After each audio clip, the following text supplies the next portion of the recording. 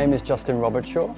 I've been working within permaculture, design and implementation, and working with permaculture projects for around 8 to 10 years in many places in the world. Portugal, India, Italy, and many other places.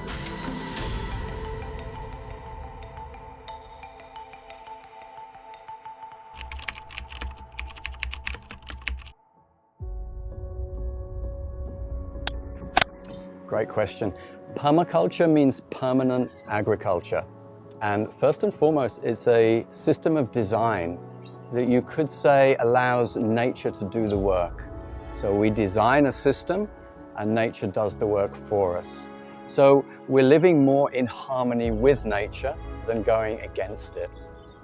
And how it differs with traditional farming, or many traditional agricultural practices, let's say, is that we don't use any chemicals. It's 100% organic. And we're actually doing what nature does better because we're understanding the way it works, and we can either slow it down or we can speed it up or we can harness it. So we can actually make nature better. So these are one of the differences between permaculture and traditional agricultural practices. As well as with permaculture, if we're looking at crops and growing, you never plant just one thing, you never monocrop, you always have diversity. So permaculture has these ethics and these principles: take care of the people, take care of the environment, and return of surplus. And then permaculture design is based around these, and also 8 to 10 different principles. So it's a design first and foremost, where we set things up so nature flows more harmoniously, you could say.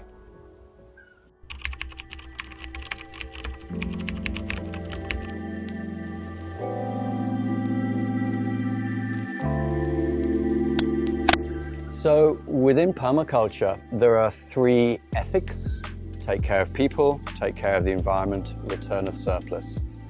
And then around that, around how you design with permaculture, you have anywhere between 8 to 10 principles. And some of those principles, which will be in the Mandala project, would be things like produce no waste. So an example of that would be food. When there's food waste, we turn it back into soil through different composting processes. And all of that will be done on site. So you could say we close the loop. Nothing is wasted. So food to soil. Another one would be catch and store energy. That's probably one of the more classic ones for permaculture. So how can we harness the sun? How can we capture water? So with solar, we can capture the energy of the sun, and that goes back into the power that we need on the site. And then also with the water, especially in a very dry climate, how can we capture water from a rooftop? And how can we store it underground and then use it for the crops that we're going to grow? So capturing and storing energy is another one. And using renewable resources. So an example of that could be, if we want to build things in the future, say we want to build out of bamboo, we grow our own bamboo on site. And other things like teak, very hard wood that you can use for building and other furniture, you can grow that in other areas of the site, and maybe it won't be ready for 20 years, but you know you're getting your building material from the future from your own site. So these are just maybe 3 examples of some of the principles that will be applied within the design at Mandala.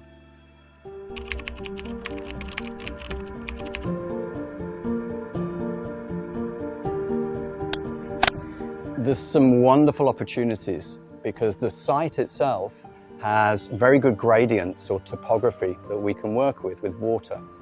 So water harvesting off the roofs, maybe off the restaurants, maybe off some of the villas is one way, and then we can store that water. Many other ways. One of the main ways that you can store water is in the soil. So when it does rain for maybe 4 months of the year in somewhere like Lombok, it's like, how can we slow that water down? How can we capture it? Not just from the roofs of buildings, but within the ground itself. So there are techniques which we call swales on contour. So they're ditches on contour, and they capture and store and slow down the water when it does rain. And then you plant on the outer edges of these ditches. So you're slowing the water down. Other ways to do it is wastewater management. So your black and your grey water. Black water is like toilet water, and grey water is from your kitchen or your shower. And treating that water through permaculture wastewater systems, which are using compost worms to clean the water. And you capture that water, so you reuse it back on the land for growing things.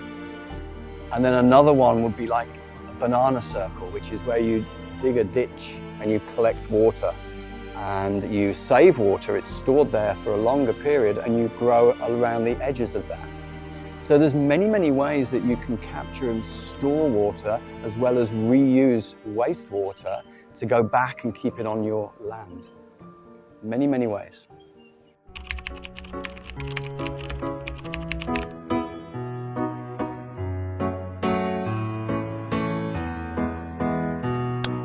So there's many things we can grow. The first thing when we look at permaculture is we grow soil first. So the quality of the soil that we grow or we build, coming from the food waste and other processes that we generate on the land. And then we look at what grows naturally here. But then we look at how we can grow it more naturally and organically. And then we do things like companion planting. So what grows well with something else? The classic example of this would be a tomato with basil, because tomato is a heat and basil is a cooling. So if you companion, which means you grow them together, they're like best friends. And they produce a lot of love, let's say, but they produce a really good crop because they balance each other. So we look at plant selection based on what the vision is of the project. What would we love? What would we love for our restaurant? What is the menu of the restaurant? What is the most expensive thing to buy in that we could grow to save us money? And then we look at different plant selection and we use indigenous, so we use local as much as we can. But then we look at what can we create where not many people are growing it here, but we can grow it. So that's one thing, and that's like looking at your kitchen garden and some of the other areas. Of course, we'll grow rice, but we won't use any chemicals. And then you've got things like food forests. So these are the things that you can grow on the swales on contour. And a food forest has different layers, maybe 7, 8, 9 different layers, and we call them canopies. So you have your trees, and then you have understory, and then you have understory to that, and then below that, below that. And then you look at all the different things that you can grow. And before you know it, when you've created and designed a food forest, then nature just takes over. It's like you're orchestrating nature, and then you can step away and let nature just carry on. So there's going to be lots of different fruits, different vegetables, different herbs, and then where we grow them will depend on what's available to us. But so many things we can grow.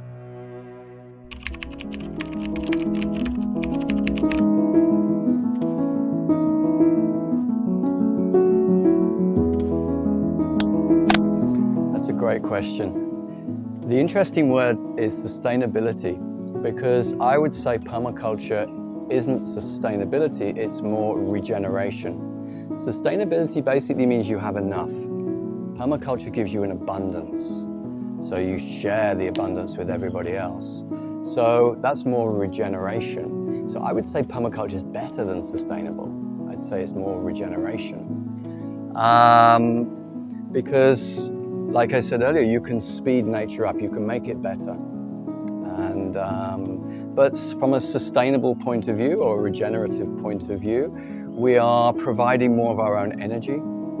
We are not having to depend on elsewhere for our water. We can become more self-sufficient with that. We're growing our own food, obviously.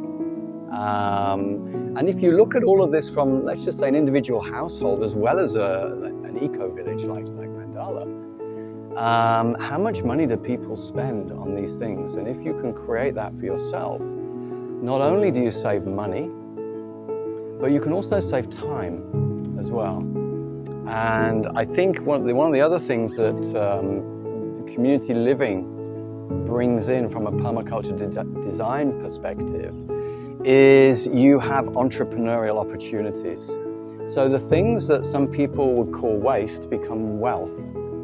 So you can look at ways of generating income by being entrepreneurial within these systems of design within permaculture. And of course then within the community aspect and community living, if lots of people are producing their own food, then you can have farmers markets. You can bring other people in and you can share that produce and you can enhance the community, not just of the area you're living in, but also the wider area and bring them in. And this is a beautiful way where we don't become isolated as a community, we really become outwardly community focused. So those are just a few ways.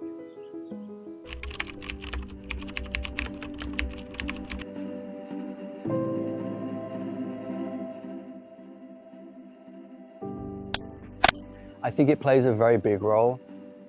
If we look at that word sustainability again, sustainability is local.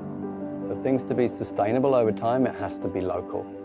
And that involves local community.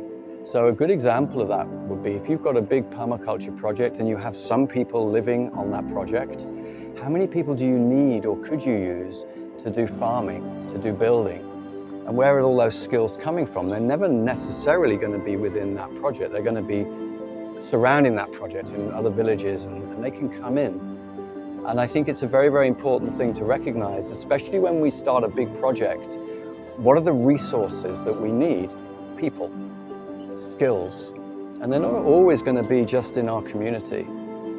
So to share what we know, we could run courses, let's say, to upskill other people outside of our community, but we can also bring other people in from other communities to help upskill us in other areas as well. And then you get this beautiful connection. And then you can do that with food as well, of course. You know, we're growing certain types of food maybe on this particular permaculture project, but other people outside are growing other things. So we can do exchanges, and then you have things like cooperatives. So I think community plays a big, big part in the overall permaculture design and the integration and the long-term sustainability as well.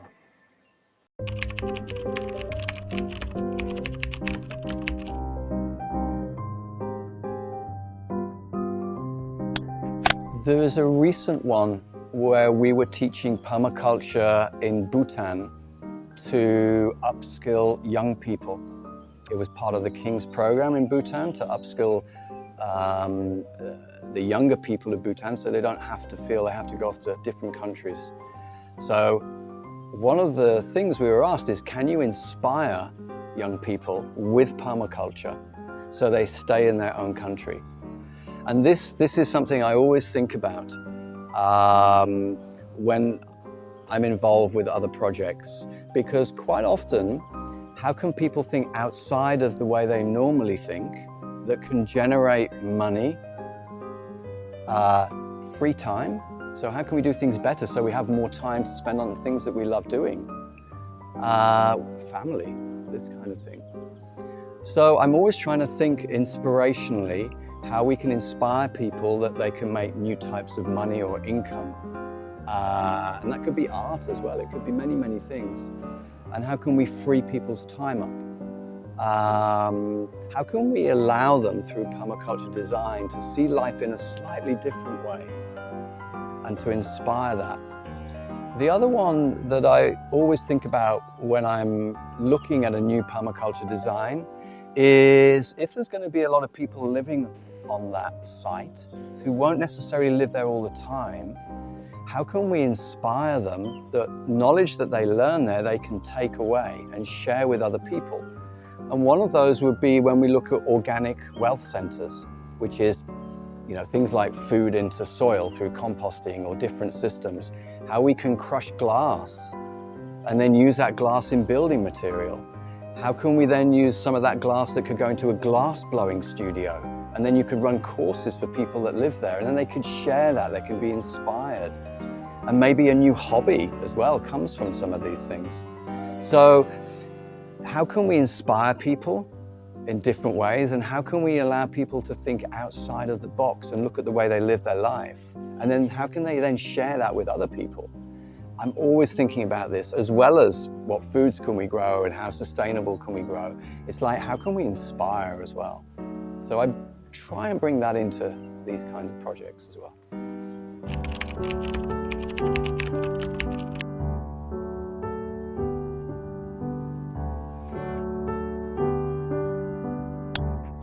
In many ways, a few of those would be it's local.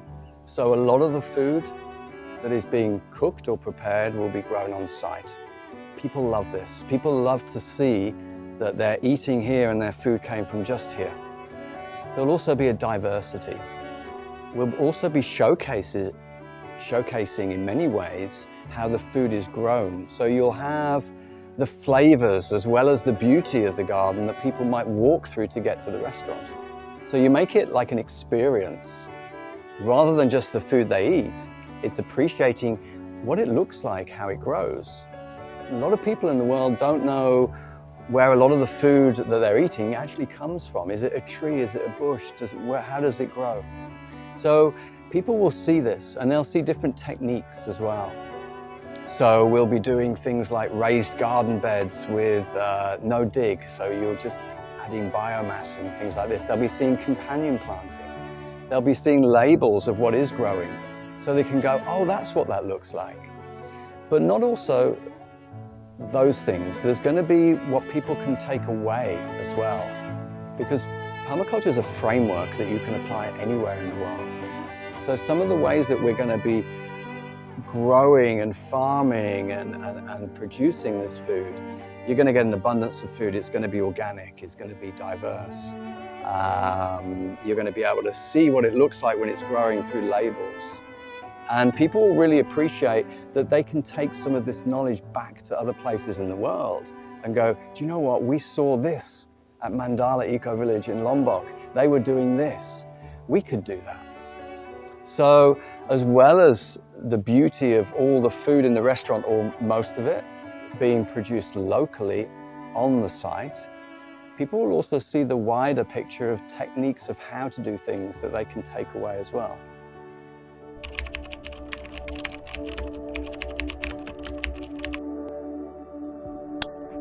So the idea with the permaculture design is it's about 90% design and 10% implementation. And the reason for that is if we design it in the right way, we are not needed as much in the future and nature just takes over, but in a way that we envisaged and we wanted. So in other words, a food forest is a good example of this. We will plant things in stages, we'll companion plant, we'll plant them in the right place, and then we'll nurture them for a certain period of time, and then they will take care of themselves. So you could say a good permaculture design will be a proof of concept. And you'll never see a piece of land holding up a sign going, look at me, I'm amazing. People will just see it and go, they've got so much happening here, there's so much food growing, how do they do this? And it draws people in, like bees to honey. And so you'll have this beautiful proof of concept, and in 10, 20 years' time, we will be needed less, and nature will take over, but in the way that we wanted. So that's a beautiful way of sustainability as well, because if we share our knowledge with anybody in the right way, including the land, we are not needed as much in the future. So that's hopefully what this project will be like in 10 to 20 years. There will be an abundance of food, there'll be an abundance of greenery, there'll be plenty of water, and it will start to run by itself more, and we can step away a little bit. So another thing that I love about permaculture is it's not just the environment. There is the social aspect as well. We talked a little bit about community and how you can inspire people, but also how you can provide for people. Maybe it's skills, maybe it's food if they don't have food, maybe it's shelter if they don't have shelter. So you can actually create meaning and purpose for people, as well as designing beautiful landscapes and food forests and an abundance of food. You can also provide meaning and purpose on a social basis. And I think that's quite a beautiful thing that sometimes gets overlooked. Like in the West, there are things like community gardens. Say if we don't have land and we want to grow food. Say if we are homeless and we don't have food or shelter. There are these places where people can learn new skills, they can have food, they can grow their own food. And it can also bring meaning and purpose because they learn new skills that then they can take somewhere else. So I think the social as well as the environmental part of permaculture should be showcased and will be showcased within Mandala as well.